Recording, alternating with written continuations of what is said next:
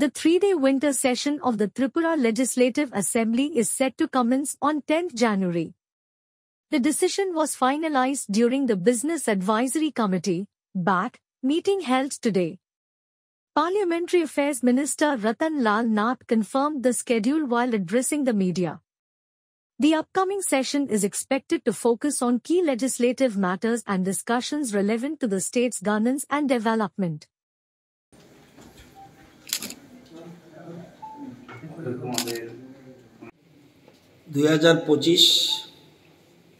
নতুন বর্ষ শুরু হয়েছে। মহামান্য রাজ্যপাল অধিবেশন ডাকার জন্য অনুরোধ করেছেন। স্পিকার আজকে বিএসসি বিজনেস অ্যাডভাইজারি কমিটির মিটিং ডেকেছেন। কিভাবে যে বিজনেসগুলি আছে কিভাবে অ্যাডজাস্ট করবে এই জন্য বিএসসির মিটিং এখানে হয়েছে এবং সর্বসম্মতিক্রমে সিদ্ধান্ত হয়েছে যে 3 দিনের আমরা অধিবেশন করব। কারণ বিজনেস মূল বিষয়টা হলো গভর্নরের ভাষণ। মাননীয় রাজ্যপাল গত 1 বছর উনি কী কাজ করেছেন ওনার সরকার উনি রাজ্যবাসীর উদ্দেশ্যে বলবেন, মাননীয় মন্ত্রী এবং সদস্যরা শুনবেন এবং আগামী 1 বছর কী করবেন সেই জন্য উনি একটা দিক নির্দেশিকা দেবেন। তো এই জন্য মূলত বিধানসভা অধিবেশন। এছাড়া কোশ্চেন থাকবে, কিছু বিল থাকবে, এগুলো নিয়েও আলোচনা হবে। আমাদের বিধানসভা শুরু হবে 10 তারিখ, 11-12 বন্ধ, 13 আবার হবে, 14 বন্ধ, 15 হবে। 15 তারিখের পরে আবার অ্যাডজন হবে।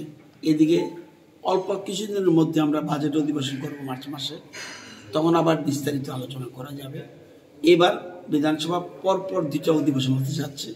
এর ফলে বিধায়কদের অনেক সমস্যা যদি থাকে তাদের কিছু সেগুলি উত্থাপিত করতে পারবে, বিরাট সুযোগ রয়েছে। বিল কি কি রয়েছে? বিল বিশেষ করে এমএলএদের একটা বিষয় রয়েছে যে ওই যে 4.5 বছর এবং না হলে এমএলএরা বিশেষ করে পায় না, পেনশন পায় না।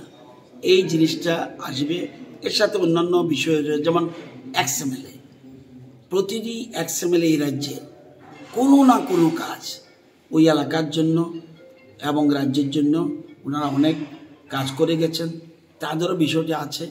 এবং 2019-এ যেহেতু আমাদের লেটেস্ট ওদের বেড়েছিল অনারেরিয়াম, সেগুলি বিভিন্ন, যেমন এমএলএ এরিয়াতে লোক যায় প্রচুর এমএলএদের কাছে, রুলিং পার্টি বিরোধী পার্টি সবার কাছে যায় তাদের এলাকা নার্সিং করার জন্য, ওইগুলি বিষয় রয়েছে। অর্থাৎ যাই আসছে জনস্বার্থে আসছে। কয়টা বিল বিল এখন পর্যন্ত 2টো, আর একটা আসতে পারে, আর অন্যান্য লেইংটিং থাকবে। আপাতত 2টো বিল। পেপারলেস শুনেন, পেপারলেস পার্লামেন্টেও, কিন্তু সেখানেও পেপার চালু আছে।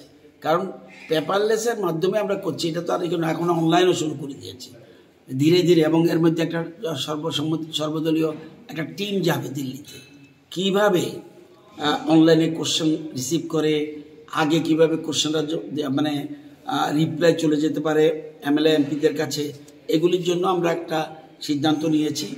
একটা যৌথ পরিষদীয় দলের একটা মিটিং হয়েছে, সেই মিটিংয়ের সিদ্ধান্ত হয়েছে পার্লামেন্টে গিয়ে অফিসিয়ালি এবং সচক্ষে দেখে আসবে পার্লামেন্ট চলাকালীন সময়ে কীভাবে ওনারা করছে, এটা আমরা অ্যাডপ্ট করব।